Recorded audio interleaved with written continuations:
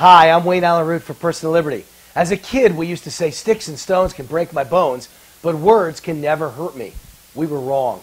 Words are dangerous. Words can be deadly when put in the mouth of world leaders. Words, or a lack of them, can inspire terrorism. As radical Islamic Jihad threatens our country and our countries around the world, our children, our free speech, there's a new Neville Chamberlain. His name is Barack Hussein Obama. The problem with this modern-day Neville Chamberlain is that he says things and doesn't say things that matter. The words he uses to praise Islam and the words he refuses to say to denounce radical Islam are dangerous to America. Ask any general. The key to fighting a war is you got to know your enemy. In the history of warfare, no one's ever been afraid to say the enemy's name out loud. Until now. Until Barack Hussein Obama. Why can't Obama connect the words Islam and terrorism? It's not as if there isn't enough evidence. 9/11 was Islamic terrorism. The Madrid train bombing was Islamic terrorism. The London subway bombings were Islamic terrorism. The Mumbai India hotel attack was Islamic terrorism. The Kinyan Mall attack was Islamic terrorism. The Benghazi embassy attack was Islamic terrorism. The burning of entire villages and wholesale murder of women and children in Nigeria, Islamic terrorism. The murder of over 100 little children at one school in Pakistan on one day, Islamic terrorism. The attack on Canada's parliament, Islamic terrorism. The Boston bombing and Fort Hood massacre, Islamic terrorism. The beheadings and slaughter of thousands of women and children by ISIS, Islamic terrorism. The attack on the coffee shop in Australia, Islamic terrorism. The attack and murder only days ago of cartoonists in Paris, very much Islamic terrorism. There's no doubt they're taking credit for it. If Obama can't put those two words together, if he can't say Islamic and terrorism in the same sentence, something's really wrong. Remember, this is the same guy who denies that ISIS, which starts with the word Islamic, has anything to do with Islam.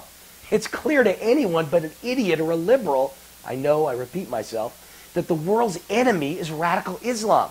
But sadly, it's more than just radical Islam. Let's stop being politically correct.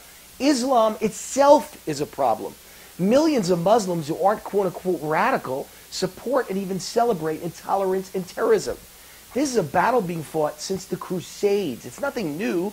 Even Thomas Jefferson, the original libertarian isolationist, made an exception for Islam. Jefferson wanted no wars, no big military expenditures, no entangling alliances. Yet under Jefferson, we fought 5 long years of war versus Islamic terrorists called Barbary pirates. So as you can see, nothing has changed. Whether you call it Islam or radical Islam or jihad or fundamental Islam or Barbary pirates, the fact is Islam is producing hate, intolerance, and death. Yes, it's the radical faction that wants to kill us, murder our children, drop gays from rooftops, stone women who show an inch of ankle, throw acid in the face of girls who dare to try to go to school, and worst of all, murder anyone who speaks or writes or even draws cartoons with which they disagree. But there's more at work here than just a few radicals. I was born a Jew. My relatives were murdered in Germany. Not every German was a Nazi murderer, but most every German went along with the Holocaust. They knew exactly what was happening. They let it happen. They listened to Hitler talking about it in speeches. They remained silent while 6 million Jews were let off and tortured and enslaved and robbed and gassed. They were complicit in the murder. And what's happening today is eerily similar. Not all Muslims are bad people. Most will never murder anyone. Most will never be a terrorist. But like the Germans of the Nazi era, most Muslims remain silent about the horrific acts of other Muslims. Even Muslims in America are guilty of silence. Have you seen any marches in Detroit by American Muslims denouncing terrorism? I haven't. That makes them complicit. You're either for intolerance, terrorism, and murder, or you're against it. And that's why what Obama doesn't say is such a problem. Like America's Muslims, he's silent. He too refuses to place blame on Islam. He refuses to call it what it is, Islamic terrorism. He refuses to call out American Muslims for not taking a strong public stand against terrorism. Obama's words, or lack of them, are dangerous, but his actions are even more dangerous. Here are just a few.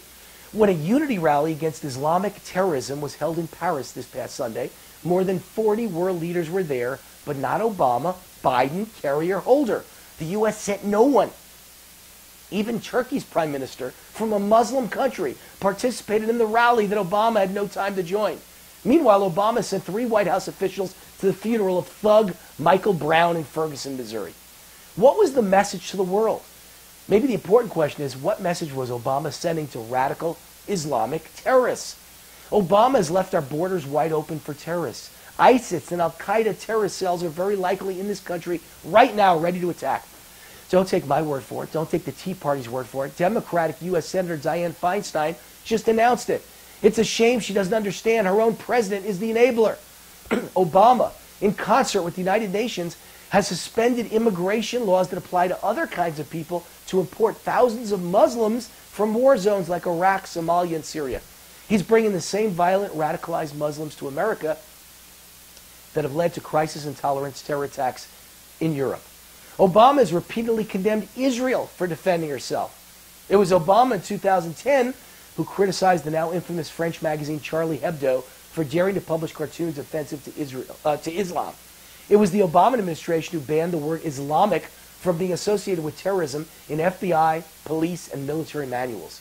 Obama's negotiations with Iran over its right to build a nuclear bomb can best be described as surrender. Obama is releasing radical Islamic leaders from Gitmo, many who have already vowed to kill more Americans. He's even freed, get this, a nuclear terrorist. What is Obama's agenda? It certainly isn't to protect Americans, our country, or our children. Does Obama suffer from complete ignorance, crippling political correctness? Is he blinded by his childhood in Indonesia? I don't know, but I know something is very wrong. Forget I am Charlie.